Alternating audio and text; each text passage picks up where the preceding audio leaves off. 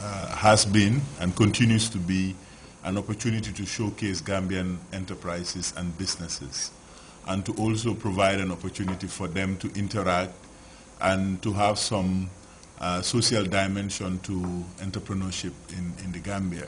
Like he said, the theme of the trade fair is in line with the government policies such as the Program for Accelerated Growth and Employment page, and then the trade policy objectives as well.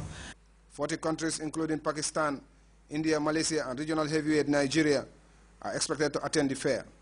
Beatrice A. Prom, Corporate Services Manager of the Chamber, calls on all businesses to grab the opportunity and support the event. We have a lot of businesses coming from international level, and there are more of them. A lot of them have already registered. We have already 40 companies registered, and there are more coming. So we want to connect them with our own businesses by organizing B2Bs and buyer and seller meetings. The two-week trade fair will take place from the 22nd to the 16th of February 2013 at the Independence Stadium in Bakau. Mamadou Diallo, GRTS. Well, time now to take our first break. We'll be right back.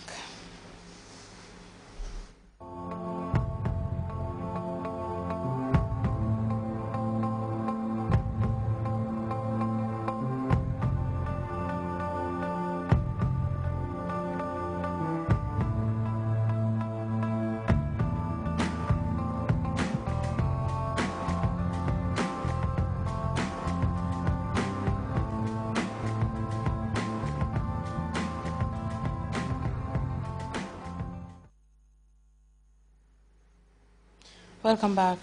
Syria's capital Damascus has seen a surge in fighting between rebels who infiltrated the heavily guarded city and government soldiers. No matter what side of the divide, the plight of Syrian civilians in the crossfire is reoccurring and harrowing theme. ITV's Bill Nelly gained rare access to the capital city, and he now tells us more. They are about to risk their lives, to run a gauntlet of gunfire. They're at a front line in Syria's capital, and they're ready to cross it. Coming the other way, a group that's taken the same gamble. They all live in a rebel-held district where food is scarce, so they run back and forth to get some.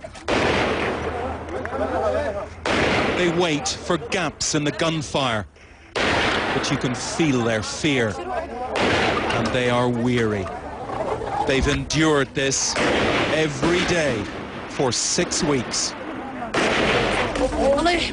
Then it's time to go. They head for the dead ground, hugging the wall, clutching their bread. Once they cross, the battle begins again. The regime's men and rebels at close quarters. Very close.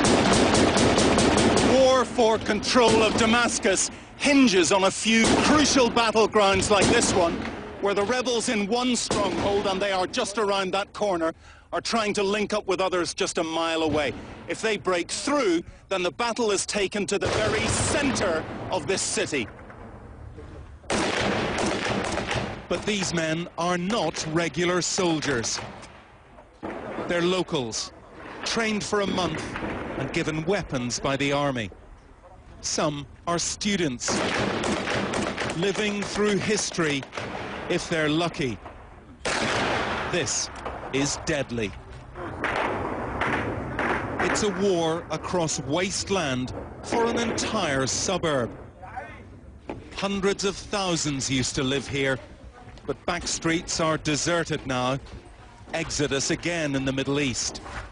We're taken to another frontline position, through holes smashed in walls, to a war of snipers and single shots. Rebels are just across the street.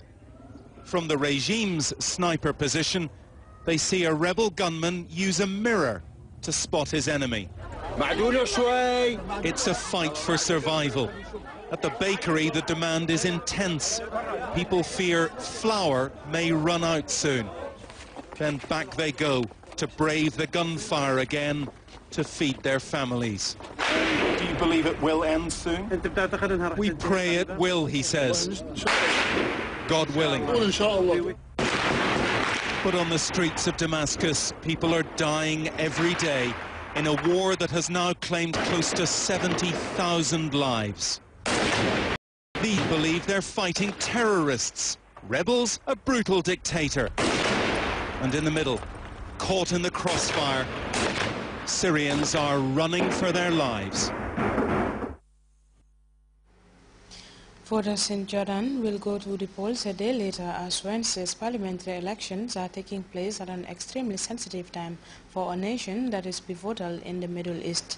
CNN's Mohammed Jamjum reports.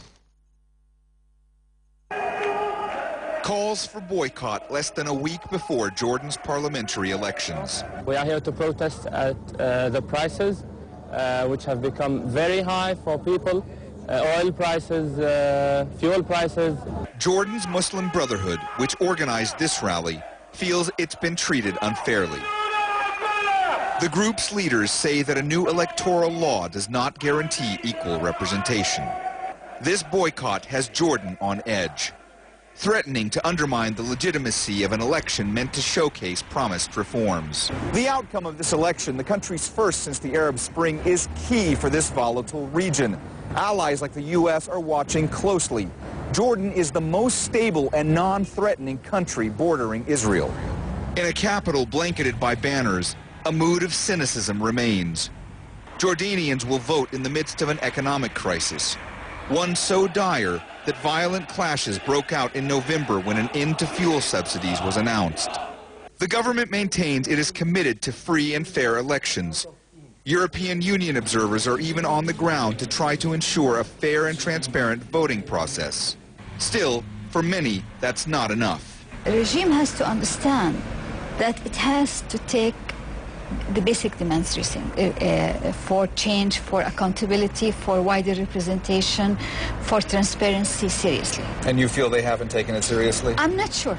I'm not sure. Uncertainty aside, analyst and commentator Lamis Andani tells me that while there is anger and apathy among potential voters here, the outlook isn't critical yet. If the economic situation continues to deteriorate, then we'll have a dangerous situation, not from the Brotherhood itself, but from an uprising of the hungry.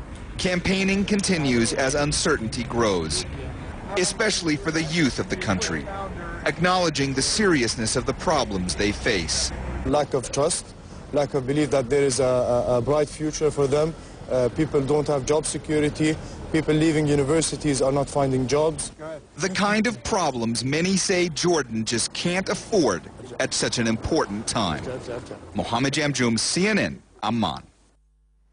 Time now to shift our attention to the weather report courtesy of the Central Forecast Office.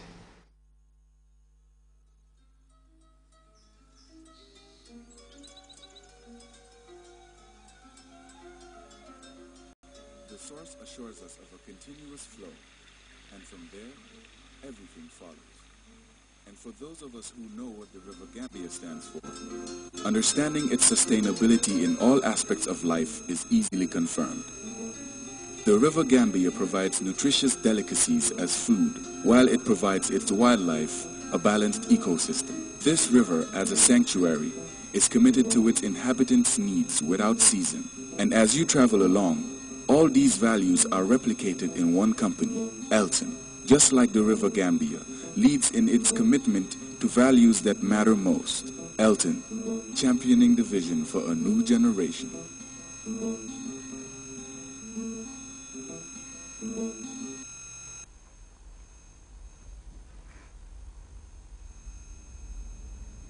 Hello and welcome to the weather news. First, a summary of today's weather, followed by the forecast. The Gambia this afternoon was generally warm and intermittently sunny. For our forecast tonight, we are expecting conditions of the Gambia to be relatively cool and partly cloudy. Similar conditions will prevail until tomorrow afternoon when it will be warm. Winds will continue to be northeasterly in orientation but generally light to moderate in speed. Morning temperature values will be 14 degrees Celsius over Banjul. We are expecting 15 degrees Celsius over Yundum and Kerawan. The rest of the country will be either 13 or 12 degrees Celsius tomorrow morning. Top temperatures will be 30 degrees Celsius over Banjul. We are expecting 32 degrees Celsius over Yundum and Kerawan. Sibano Juno will record 33 degrees Celsius and rest of the country will be 35.